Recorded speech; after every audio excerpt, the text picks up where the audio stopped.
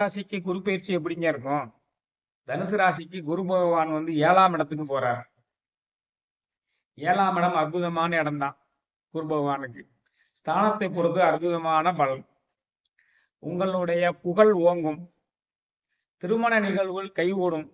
பொண்ணு பார்க்கறது, மாப்பிள்ளை பார்க்கறது, கல்யாணம் செய்யக்கூடிய நிகழ்வுகளை செய்யறது அனைத்தையுமே நன்றாக செய்யலாம். கணவனால் மனைவிக்கு நன்மை, மனைவியால் கணவனுக்கு நன்மை எல்லாம் ஏற்படும். வாழ்க்கை துணை மூலம் நல்லது வரப்போகிறது. உங்களுடைய லாபஸ்தானத்தை பார்ப்பதால் லாபம் நன்றாக இருக்கிறது. உங்கள் ராசியவே பார்ப்பதால் நீங்கள் உடல் பொலிவுடனும் உள்ளல் பொலிவுடனும் அழகாக விளங்குவீர்கள். உங்களுடைய முயற்சியே ஸ்தானத்தை பார்ப்பதால் உங்களுடைய புதிய முயற்சிகள் அனைத்துமே வெற்றி அடையும். 4ஆம் இடத்தில் உள்ள சனி பகவானால் உங்களுக்கு வீடு மாற்றம், வாகன மாற்றம் ஏற்பட்டிருக்கும்.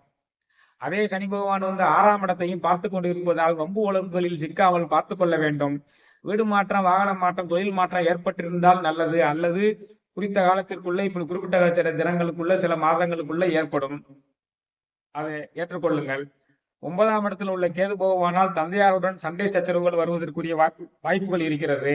அதே கேது பகவானுடன் ஜூன் மாதம் 8ஆம் தேதியிலிருந்து ஜூலை மாதம் 29ஆம் தேதி வரைக்கும் செவ்வாயும் சேரப்போகிறார். அந்த செவ்வாயும் கேதுவுமே சேர்ந்து 9ஆம் இடத்துல இருப்பதால் தந்தையுடன் நீங்க சண்டை போட்டக்கூடிய வாய்ப்புகள் இருக்கிறது.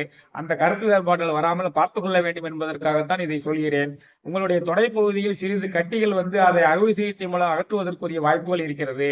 அக்டோபர் மாதம் 8ஆம் தேதியிலிருந்து டிசம்பர் மாதம் 21ஆம் தேதி வரைக்கும் பொருளாதார கிரகமான வியாழன் வந்து கடகராசியில இருக்க போகிறாரு.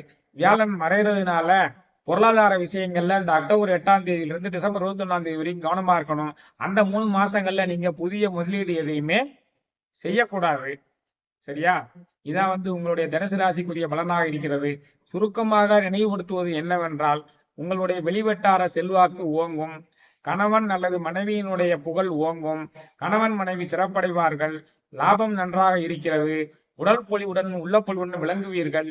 உங்களுடைய புதிய முயற்சிகள் எல்லாமே வெற்றியடையும். 4ஆம் இடத்தில் உள்ள சனி பகவானால் வீடு மாற்றம், வாகன மாற்றம், தொழில் மாற்றம், அது 10ஆம் இடத்தை பார்க்கிறது சனி பகவான், தொழில் மாற்றம் ஏற்பட்டிருக்கும். அதை ஏற்றுக்கொள்ளுங்கள். கேது பகவான் வந்து 9ஆம் இடத்தில் இருப்பதால் தந்தையாருடன் கருத்து வேறுபாடு ஏற்படும். அல்லது தந்தையாரை விட்டு வெளியூரில் சென்று வேலை பார்ப்பதற்குரிய காலகட்டம் வரும்.